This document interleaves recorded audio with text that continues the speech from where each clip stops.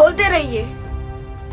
तुम्हारा तो ऐसा हाल होगा ना, संभोग का मजा और सजा दोनों भारी पड़ेगा तुमको।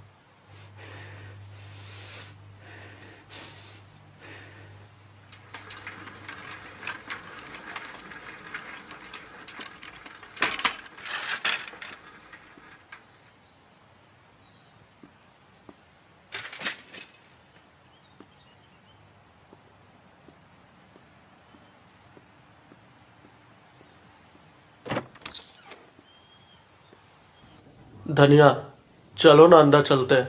नहीं, कमरे में जाकर और बेइज्जती करवानी है क्या आपको?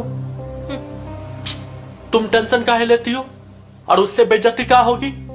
वो तो खुद बड़े स्तन वाली है, न जाने कितनों को रसपान करा के बैठी होगी। बस हमरे सामने सीधी बनती है। तो कल उसको काहे कुछ नहीं बोले? बिल्लर बन के खड़े थे, मुंह देख रहे थे उसका, और वो सुना रही थी